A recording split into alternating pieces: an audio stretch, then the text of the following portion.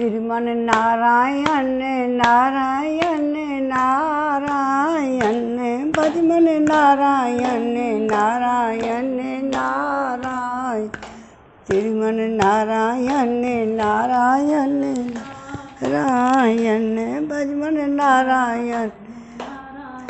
बोलो ओम नमो भगवते वासुदेवाय। भगवत पुराण की जय। आज है 10वां अध्याय, उत्तम का मारा जाना, ध्रुव का यक्षों के साथ युद्ध। ध्रुव तपस्या करके घर वापस आ गए कल के में। आज उत्तम का मारा जाना और ध्रुव का यक्षों के साथ युद्ध, ये आज प्रसंग है। चलो, श्री मैत्री जी कहते हैं, विदुर जी, ध्रुव ने प्रजापति शिशुकुमार की पुत्री भ्रमी के साथ विवाह किया। उससे उनके कल्प और वत्सर नामक 2 पुत्र हुए। महाबली ध्रुव की दूसरी स्त्री वायुपुत्री एला थी। उससे उनके उत्कल नाम के एक पुत्र और एक कन्या रत्न का जन्म हुआ। उत्तम का अभी विवाह नहीं हुआ था। एक दिन शिकार खेलते समय उसे हिमालय पर्वत पर एक बलवान यक्ष ने मार डाला। उसके साथ उसकी माता भी परलोक सिधार गई। अब जिसने जैसी करनी करी वो वैसी उनको मिल गई। ध्रुव ने उसे उत्तम की पत्नी मम्मी को वो परलोक सिधार गई सुनी। सुरुचि उसको अपने पर बहुत घमंड था। उसी के कारण ध्रुव को ये पदवी प्राप्त हुई। तपस्या करके भगवान के दर्शन हुए। यदि वो ऐसा ना कहती तो ध्रुव नहीं जाती। ध्रुव ने जब भाई के मारे जाने का समाचार सुना तो वे क्रोध, शोक और उद्वेग से भरकर एक विजयप्रद रथ पर सवार हो यक्षों के देश में जा पहुँचे। उन्होंने उत्तर दिशा में जाकर हिमालय की घाटी में यक्षों से भरी हुई अलकापुरी देखी। उसमें अनेकों भूत प्रेत पिशाच आदि रुद्र अनुचर रहते थे। विदुर जी, वहाँ पहुंचकर महाबाहु ध्रुव ने अपना शंख बजाया तथा संपूर्ण आकाश दिशाओं को गुंजा दिया। उस शंख की ध्वनि से यक्ष पत्नियां बहुत ही डर गईं। उनकी आंखें भय से कातर हो उठी। वीरवर विदुर जी, महाबलवान यक्ष वीरों को यह शंखनाद सहन न हुआ, इसलिए वे तरह तरह के अस्त्र शस्त्र लेकर नगर के बाहर निकल आए और ध्रुव पर टूट पड़े। महारथी ध्रुव प्रचंड धनुर्धर थे। उन्होंने एक ही साथ उनमें से प्रत्येक को 3-3 बाण मारे। उन सभी ने जब अपने अपने मस्तकों पर 3-3 बाण लगे देखे तब उन्हें यह विश्वास हो गया कि हमारी हार अवश्य ही होगी। वे ध्रुव जी के इस अद्भुत पराक्रम की प्रशंसा करने लगे। उसी प्रकार ध्रुव के इस पराक्रम को न सहकर उन्होंने भी उनके बाणों के जवाब में एक ही साथ उनसे दूने 6-6 बाण छोड़े। यक्षों की संख्या 13 अयुत मतलब 1,30,000 थी। उन्होंने ध्रुव जी का बदला लेने के लिए अत्यंत कुपित होकर रथ और सारथी सहित उन पर खड़े प्रयास, त्रिशूल, फरसा, शक्ति, सृष्टि और भुसंडी आदि सभी चित्र विचित्र पंखदार बाणों की वर्षा की। इस भीषण शस्त्र वर्षा से ध्रुव जी बिल्कुल ढक गए। तब लोगों को उनका दिखना वैसे ही बंद हो गया जैसे भारी वर्षा से पर्वतों का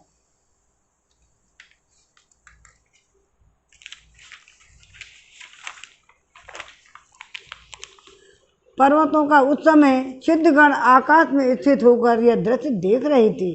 वे जब हाय हाय करके कहने लगे, आज यक्ष सेना रूप समुद्र में डूबकर यह मानव सूर्यास्त हो गया। यक्ष लोग अपनी विजय की घोषणा करते हुए युद्ध क्षेत्र में सिंह की तरह गरजने लगे। इसी बीच ध्रुव जी का एक रथ एकाएक जैसे ही प्रकट हो गया, जैसे कोहरे में से सूर्य भगवान निकल आते हैं। ध्रुव जी ने अपने दिव्य धनुष की टंकार कर शत्रुओं के दिल दहला दिए। फिर प्रचंड बाणों की वर्षा करके उन्होंने उनके अस्त्रों को इस प्रकार छिन्न भिन्न कर दिया जैसे आंधी बादलों को तितर बितर कर देती है। उनके धनुष से छूटे हुए तीखे यक्ष और राक्षसों के कवचों के भेद इस प्रकार उनके शरीर में घुस गए जैसे इंद्र के छोड़े हुए वज्र पर्वतों में प्रवेश कर गए थे। विदुर जी महाराज ध्रुव के बाणों से कटे हुए यक्षों का सुंदर कुंडल मंडित मस्तकों की सुनहरी ताल वृक्ष के समान जांघों से बलिया विभूषी बाहुओं से हार मुजबंद मुकुट बहुमूल्य पगडंडी से पटी हुई यह वीरों की मन को लुभाने वाली समरभूमि बड़ी शोभा पा रही थी। जो यक्ष किसी प्रकार जीवित बचे वे क्षत्रिय प्रवर ध्रुव जी के बाणों से प्राय अंग भंग छिन्न भिन्न हो गए थे। जाने के कारण युद्ध की क्रीड़ा में सिंह से परास्त हुए गजराज मैदान जब छोड़कर भाग गए, गजराज के समान वह मैदान को छोड़कर भाग गए। नरश्रेष्ठ ध्रुव जी ने देखा कि उस विस्तृत रणभूमि अब एक भी शत्रु अस्त्र लिए उनके सामने न आए, तो उनकी इच्छा अलकापुरी देखने को हुई, किंतु वे पुरी के भीतर नहीं गए थे। वे मायावी क्या करना चाहते हैं इस बात का मनुष्य को पता नहीं लग सकता। सारथी से इस प्रकार कहकर वे इस विचित्र रथ में बैठे रहे और शत्रु के नवीन आक्रमण की आशंका से सावधान हो गए। इतने में ही उन्हें समुद्र की गर्जना के समान आंधी का भीषण शब्द सुनाई दिया और दिशाओं में उठती हुई धूल भी दिखाई दी। एक ही क्षण में सारा आकाश मेघमाला से घिर गया। अब सब ओर भयंकर गड़गड़ाहट के साथ बिजली चमकने लगी। निष्पाप विदुर जी उस बादलों से खून कफ पिष्टा मूत्र चर्बी की वर्षा होने लगी। ध्रुव जी के आगे आकाश से बहुत से धड़ गिरने लगे। फिर आकाश में एक पर्वत दिखाई दिया। सभी दिशाओं में पत्थरों की वर्षा के साथ गदा परे तलवार मूसल गिरने लगे। उन्होंने देखा कि बहुत से सर्प वज्र की तरह फुफकार मारते रोजपूर्ण नेत्रों से आग की चिंगारियां उगलते आ रहे हैं। झुंड के झुंड मत वाले हाथी सिंह बाघ भी दौड़े चले आ रहे हैं। प्रलय काल के समान भयंकर समुद्र अपनी उत्ताल तरंगों से पृथ्वी को सब ओर से डुबाता हुआ बड़ी भीषण गर्जना के साथ उनकी ओर बढ़ रहा है। क्रूर स्वभाव असुरों ने अपनी आसुरी माया से ऐसे ही बहुत से कौतिक दिखलाए जिनसे कायरों के मन कांप सकते थे। ध्रुव जी पर असुरों ने अपनी दुस्तर माया फैलाई है। यह सुनकर वहाँ कुछ मुनियों ने आकर उनके लिए मंगल कामना की। मुनियों ने कहा, हे उत्तानपाद नंदन ध्रुव शरणागत भयभंजन सांगपाण भगवान नारायण तुम्हारे शत्रुओं का संहार करें। भगवान का तो नाम ही ऐसा है जिसने सुनने और कीर्तन करने मात्र से ही मनुष्य दुस्तर मृत्यु के मुख से अनायासी बच जाता है। श्रीमन नारायण नारायण नारायण भजमन नारायण नारायण नारायण श्रीमन नारायण नारायण नारायण श्रीमन नारायण नारायण नारायण भजमन नारायण नारायण नारायण गोविंद मेरो है अरे गोपाल मेरो है श्रीपा के बिहारी नंद लाल मेरा है। अब सुनो, अब 11वां अध्याय चौथे स्कंद का चतुर्थ स्कंद का 11वां अध्याय स्वयंभू मनु का ध्रुव जी को युद्ध बंद करने के लिए समझाना। और श्री मैत्री जी कहते हैं कि विदुर जी, ऋषियों का ऐसा कथन सुनकर महाराज ध्रुव ने आत्मन कर श्री नारायण के बनाए हुए नारायण शस्त्र को अपने धनुष पर चढ़ाया। उन बाण के चढ़ाते ही यक्षों द्वारा रची हुई नाना प्रकार की माया उसी क्षण नष्ट हो गई। नष्ट हुई नाना प्रकार की माया नष्ट हो गई। जिस प्रकार ज्ञान का उदय होने पर अविद्यादि कलेश नष्ट हो जाते हैं। ऋषिवर नारायण के द्वारा आविष्कृत उस अस्त्र को धनुष पर चढ़ाते ही उससे राजहंस के से पक्ष और सोने के फल वाले बड़े तीखे बाण निकले और जिस प्रकार मयूर के क्राव केकार करते हुए वन में घुस जाते हैं, उसी प्रकार भयानक साए साए शब्द करते हुए वे शत्रु की सेना में घुस गए। उन तीखी धार वाले बाणों ने शत्रुओं को बेचैन कर दिया। तब उस रणागण और अनेकों यक्षों ने अत्यंत कुपित होकर अपने अस्त्र संभाले। जिस प्रकार गरुड़ के छेड़ने से बड़े बड़े सर्प फन उठाकर उनकी ओर दौड़ते हैं, उसी प्रकार इधर उधर ध्रुव जी पर टूट पड़े। उन्हें सामने आता देख ध्रुव जी ने अपने बाणों द्वारा उनकी भुजाएं, जांघें, कंधे, उदर, अंग प्रत्यंगों पर छिन्न भिन्न कर उनसे सर्वश्रेष्ठ लोग सत्यलोक को भेज दिया। सत्यलोक भेज दिया। अब देखा कि उसमें उर्वरिता मुनिगण सूर्यमंडल पर मंडल भेदन करके जाते हैं। अब उनके पिता में स्वयंभू मनु ने देखा कि विचित्र रथ पर चढ़े हुए ध्रुव अनेकों निरपराध यक्षों को मार रहे हैं, तो उन्हें उन पर बहुत दया आई। वे बहुत से ऋषियों के साथ लेकर वहाँ आए और अपने पौत्र ध्रुव को समझाने लगे। मनु जी ने कहा, बेटा बस बस, अधिक क्रोध करना ठीक नहीं। यह पापी नरक का द्वार है। इसी के वशीभूत होकर तुमने इस निरपराध यक्षों के वध किया है। तात तुम तो निर्दोष यक्षों के संहार पर उतर आए हो। यह हमारे कुल के योग्य नहीं है। साधु पुरुष इसकी बड़ी निंदा करते हैं। बेटा तुम्हारा अपने भाइयों पर बड़ा अनुराग था, यह तो ठीक है, परंतु देखो उसके वध से संतप्त होकर तुमने एक यक्ष के अपराध करने में प्रसंगवश कितनों की हत्या कर डाली। इस जड़ शरीर को ही आत्मा मानकर इसके लिए पशुओं की भांति प्राणियों की हिंसा करना यह भगवत सेवी साधु जनों का मार्ग नहीं है। प्रभु की आराधना करना बड़ा कठिन है, परंतु तुमने तो लड़कपन में ही संपूर्ण भूतों के आश्रय स्थान श्री हरि की सर्वभूतात्मक भाव से आराधना करके उनका परम पद प्राप्त कर लिया है। जय श्री हरि। तुम्हें तो प्रभु भी अपना प्रिय भक्त समझते हैं तथा भक्तजन भी तुम्हारा आदर करते हैं। तुम साधु जनों के पथ प्रदर्शक हो, फिर भी तुमने ऐसा निंदनीय कर्म कैसे किया। सर्वात्मा श्री हरि तो अपने से बड़े पुरुषों के प्रति सहनशीलता, छोटों के प्रति दया, बराबर वालों के साथ मित्रता और समझ जीवों के साथ समता का बर्ताव करने से ही प्रसन्न होते हैं। और प्रभु के प्रसन्न हो जाने पर पुरुष प्राकृत गुण और उनके कार्य रूप लिंग शरीर से छूटकर परमानंद स्वरूप ब्रह्म पद प्राप्त कर लेता है। अब मनु जी बोले, बेटा ध्रुव त्यादि के रूप में परिणित हुए पंचभूतों से स्त्री पुरुष का आविर्भाव होता है और फिर उनके पारस्परिक समागम से एक दूसरे से स्त्री पुरुष उत्पन्न होते हैं।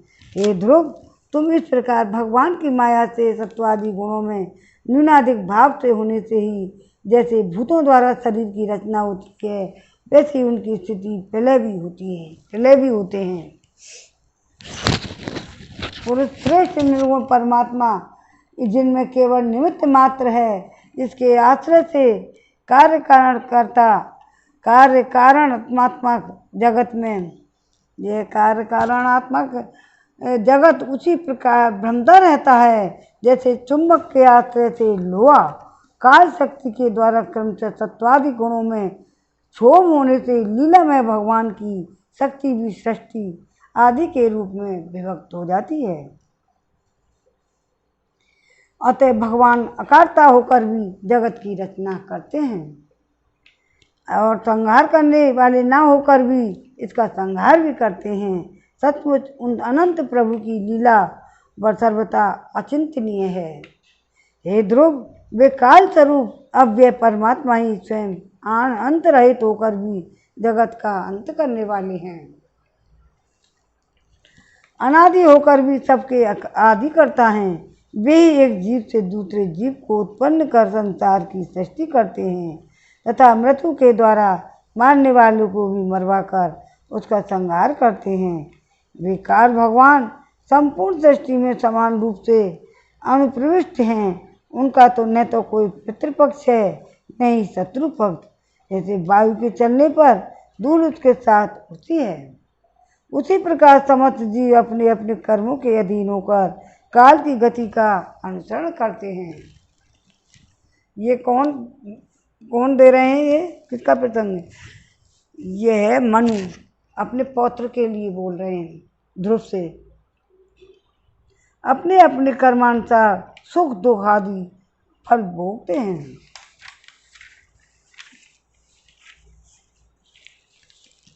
सर्वसमर्थ श्री कर्म बंधन में बंधे हुए जीव की आयु की वृद्धि क्षय का विधान करते हैं, परंतु वे स्वयं इन दोनों से रहित अपने स्वरूप में स्थित हैं।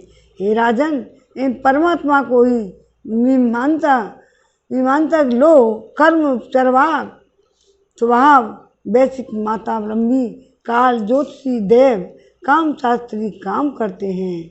वे किसी भी इंद्रिय प्रमाण के विषय नहीं हैं।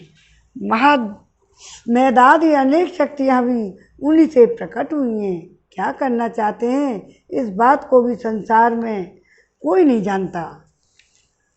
भगवान क्या करना चाहते हैं कोई नहीं समझ सकता। भगवान की अपरम लीला है, जो भी करना चाहते हैं वो करके रहते हैं, और फिर अपने मूल कारण उन प्रभु को कौन जान सकता है। बेटा, वे कुबेर के अनुचर भाई तुम्हारे भाइयों को मानने वाले नहीं हैं, क्योंकि मनुष्य के जन्म मरण का वास्तविक कारण तो ईश्वर है। एकमात्र वही संसार को रचता है, पालता है और वही नष्ट करता है, किंतु अहंकार शून्य होने के कारण इनके गुण कर्मों से सदा निर्लेप रहता है। वे संपूर्ण प्राणियों के अंतरात्मा में नियंता और रक्षा करने वाले प्रभु ही अपनी माया शक्ति से युक्त होकर समस्त के जीवों को सृजन और पालन करते हैं और संहार करते हैं। जिस प्रकार नाक में नकेल पड़े हुए बैल अपनी मलका का बोझ जिस प्रकार नाक में नकेल पड़े हुए बैल अपने मालिक का बोझा ढोते रहते हैं, उसी प्रकार जगत की रचना करने वाले ब्रह्मादि भी नाम रूप डोरी बंधे हुए उन्हीं की आज्ञा का पालन करते हैं। क्या समझ में आया? ये है कि प्रभु की लीला अपरंपार है। वे संपूर्ण प्राणियों की अंतरात्मा नियंता और रक्षा करने वाले प्रभु ही अपनी माया शक्ति युक्त होकर समस्त जीवों का सृजन पालन और संहार करते हैं। जिस प्रकार नाक में नकेल पड़े हुए बैल अपने मालिक का बोझा ढोते रहते हैं, उसी प्रकार जगत की रचना करने वाले ब्रह्मादि भी नाम रूप डोरी में बंधे हुए उन्हीं की आज्ञा का पालन करते हैं। अब भक्तों के लिए ही मृत्यु रूप और भक्तों के लिए अमृत रस, इस प्रकार संसार के एकमात्र आश्रय हैं। अब भक्तों के लिए मृत्यु रूप और भक्तों के लिए अमृत रूप हैं, संसार के एकमात्र आश्रय हैं। तात तुम सब प्रकार उन्हीं परमात्मा की शरण लो। तुम 5 वर्ष की अवस्था में ही अपनी सौतेली माता के बागवानों से मर्माहत होकर माँ की गोद से छोड़कर वन को चले गए थे। वहाँ तपस्या द्वारा जिन ऋषिकेश भगवान की आराधना करके तुमने त्रिलोकी से ऊपर ध्रुवपद प्राप्त किया, और जो तुम्हारे बैर भावहीन सरल हृदय में वात्सल्यवश विशेष रूप से विराजमान हुए थे, उन निर्गुण अद्वितीय अविनाशी और नित्य मुक्त परमात्मा को आध्यात्मिक दृष्टि से अपने अंतःकरण में ढूंढो। उनमें यह भेदभाव में प्रपंच न होने पर भी प्रतीत हो रहा है। ऐसा करने से सर्वशक्तिमान संपन्न परमानंद स्वरूप सर्वंतर्यामी भगवान अंत में तुम्हारी सुदृढ़ भक्ति होगी। उनके प्रभाव से तुम में मेरेपन के रूप में दृढ़ हुई है। अविद्या को गांठ को काट डालो। हे राजन, जिस प्रकार औषधि से रोग शांत किया जाता है, उसी प्रकार मैंने तुम्हें जो उपदेश दिया है उस पर विचार करके अपने क्रोध को शांत करो और क्रोध का कल्याणमय मार्ग बड़ा ही विरोधी है। भगवान तुम्हारा मंगल करें। क्रोध के वशीभूत हुए पुरुष से सभी लोगों को बड़ा भय होता है, इसलिए जो बुद्धिमान पुरुष ऐसा चाहता है, मुझसे किसी भी प्राणी का भय न हो, मुझसे किसी के भय न हो, उसे क्रोध के वश में कभी नहीं होना चाहिए। तुमने जो यह समझ कर ये मेरे भाई के मारने वाले हैं, इतने यक्षों का संहार कर दिया है, इससे तुम्हारे द्वारा भगवान शंकर के सखा कुबेर जी का बड़ा अपराध हुआ है। इसलिए बेटा, जब तक ये महापुरुषों का तेज हमारे कुल को आक्रांत नहीं कर लेता, इसके पहले ही विनम्र भाषण और विनय के द्वारा शीघ्र ही उन्हें प्रसन्न कर लो। इस प्रकार स्वयं मनु ने अपने पौत्र ध्रुव को शिक्षा दी। तब ध्रुव जी ने उन्हें प्रणाम किया। इसके पश्चात वे महर्षियों के सहित अपने लोक को चले गए। श्रीमद्भागवत महापुराणे परमहंस संहिता चतुर्स्कंदे 11वां अध्याय 11वां अध्याय पूरा हुआ। अब 12वां अध्याय ध्रुव का कुबेर का वरदान और विष्णु लोक की प्राप्ति।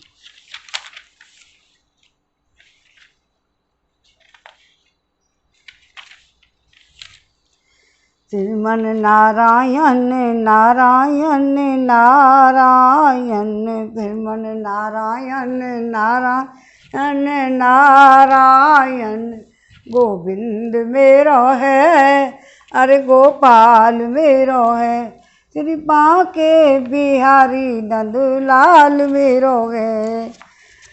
अब 12वां अध्याय कल, आज का प्रसंग यहीं विराम देते हैं, कल करेंगे। अब तो थोड़ा सा भजन हो जाए। काहे गर्व करे नर इतना, तू कितना धनवान, चले गए जग से बड़े बड़े बलवान, चले गए जब राजा रंग गए, बड़े बड़े वीर गए, जो धारण धीर गए, तलवारों से जंग कीनी, हाथ इनको चीर गए, रावण से बलवान बांध काल की जंजीर गए, बजा कर नगाड़ा वो मित्र सुग्रीव गए, परमारथ के घेत जिनके धर्म में शरीर गए, पाए आखिर वही चढ़ गए काल कमान, आचारी विचारी व्यवचारी सब साथ गए, कुंती के पांचों पांडव हिवारे जात गए।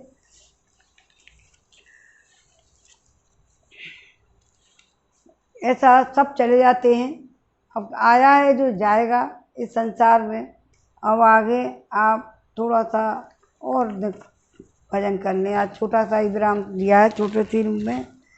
कैसो बैठो रे आलस में तो पे राम कहो ना जाए, कैसो बैठो रे आलस में तो पे राम कहो ना जाए, राम कहो ना जाए तो पे कृष्ण कहो ना जाए, कैसो बैठो रे आलस में तो राम कहो ना जाए, कैसो बैठो रे आलस में तो पे राम कहो ना जाए। और भोर भयो मल मुख धोयो, दिन चढ़ते ही उधर टटोलो, बातन में सारो दिन खोयो, सांझ भई जब पलका पे सोवो, सोवत उमर गमाई, काल शीश मडराए, कैसो बैठो रे आलस में तो पे राम कहो ना जा, कैसो बैठो रे आलस में तो पे राम कहो ना जा, तो पे राम कहो ना जा, तो पे राम कहो ना जा, कैसो बैठो रे आलस में तो पे राम कहो ना जा, कैसो बैठो रे आलस तो पे राम कहो ना जाए, तू पे राम कहो ना जाए, तू पे श्याम कहो ना जा, लख 84 में बरमायो, बड़े बाग नर झुपायो, ऐसो हाथ न आयो, समय चूक जाए तो पछतायो। संतन कहते समय फिर ऐसो बार बार नहीं आयो। के तो बैठो रे आलस में, तो पे राम कहो ना जाए।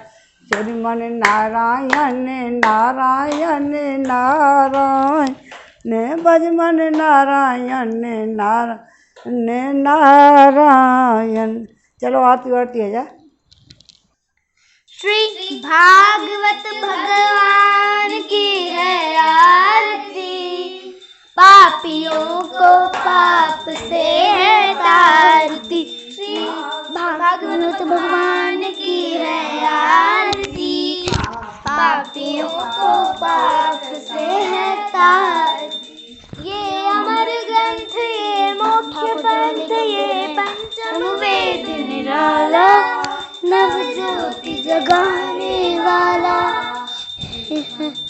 वेद निराला, नव ज्योति जगाने वाला।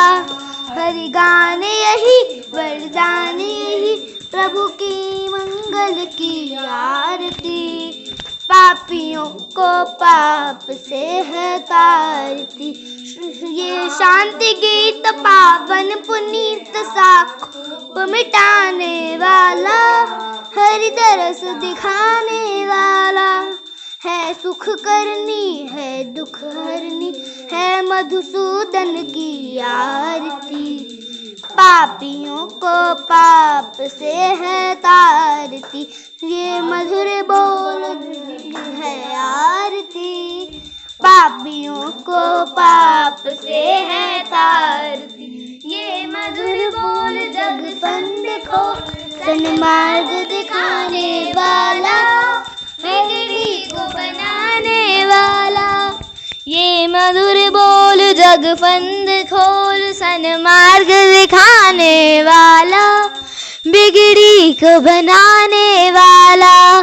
श्री राम यही घनश्याम यही, प्रभु की महिमा की आरती, पापियों को पाप से है तार।